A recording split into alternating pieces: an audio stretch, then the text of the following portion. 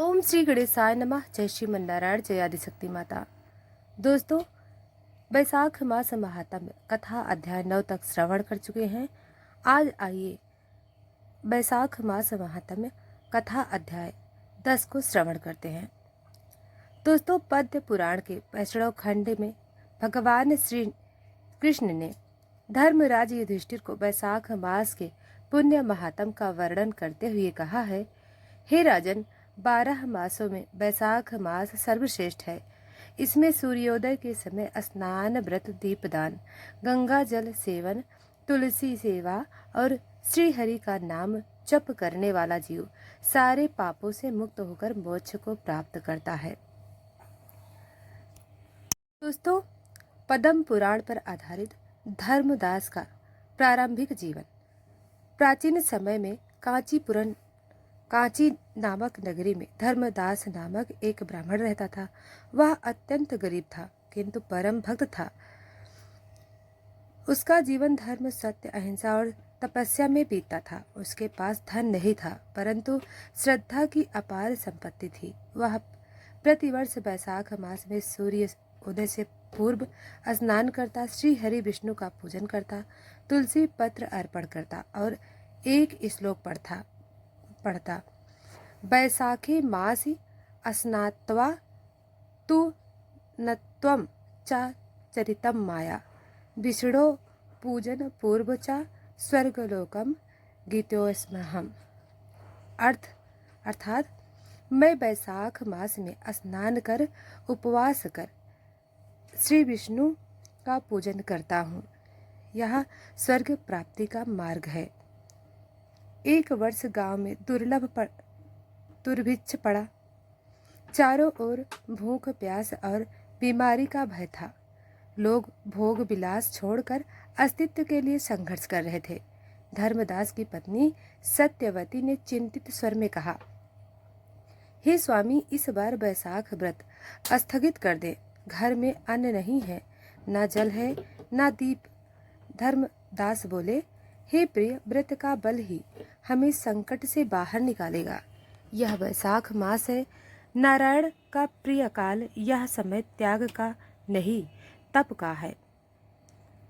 धर्मदास ने उस विपत्ति में भी तप नहीं छोड़ा। उसने एक जल पात्र में गंगा जल भरकर श्री हरि को अर्पित किया, एक तुलसी भी अर्पित की, दीपक मिट्टी से बनाकर जलाया। यह देख स्वयं विष्णु जी प्रसन्न हो गए और लक्ष्मी जी से बोले, हे प्रिय, देखो यह धर्मदास कितना तपस्वी है। बिना किसी सांसारिक सुख के केवल श्रद्धा से मेरी पूजा कर रहा है। इसके व्रत से तीनों लोग पवित्र हो रहे हैं। रात को धर्मदास को स्वप्न में 4 देवदूत प्रकट हुए। उन्होंने कहा, हे पुण्यात्मा, भगवान नारायण ने तुम्हारे व्रत से प्रसन्न होकर स्वर्ग के द्वार खोल दिए हैं। जैसे भक्त के कारण कांची नगरी पवित्र हो गई है। सुबह धर्मदास के द्वार पर एक धनी व्यापारी आया और बोला, स्वप्न में नारायण ने आदेश दिया कि मैं अपना आधा धन समर्पित करूं। आप महान तपस्वी हैं।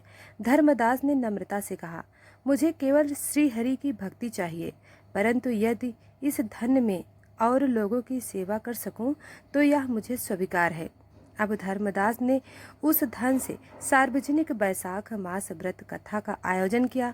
कथा में उन्होंने पद्म पुराण की निम्नलिखित कथाएं सुनाई।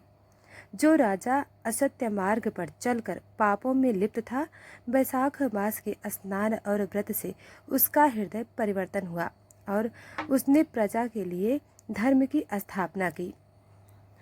एक निर्धन ब्राह्मणी ने केवल एक दीपक और तुलसी पत्र से व्रत किया और विष्णु लोक को प्राप्त हुई।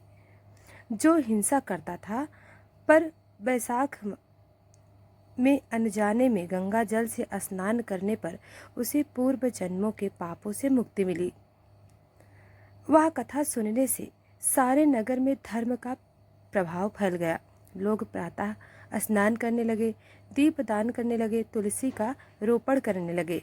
जल संकट समाप्त हो गया, अन्न की वर्षा होने लगी, रोग भागने लगे।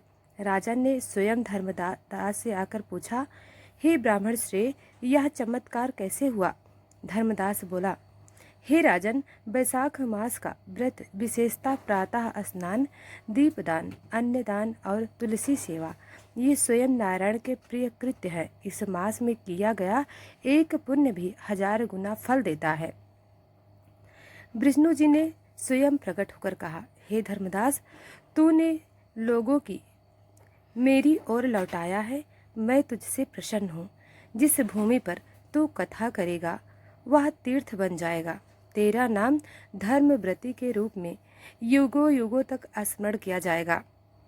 दोस्तों, पद्म पुराण के अनुसार बैसाख मास में किए गए पुण्य कर्म विशेष फलदायक होते हैं। इस मास में किए जाने वाले कार्य इस प्रकार है।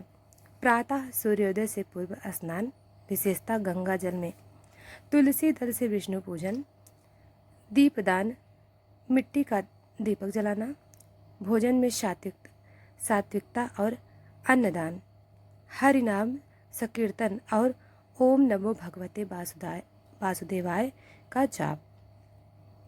यह अध्याय हमें सिखाता है, श्रद्धा सबसे बड़ी संपत्ति है।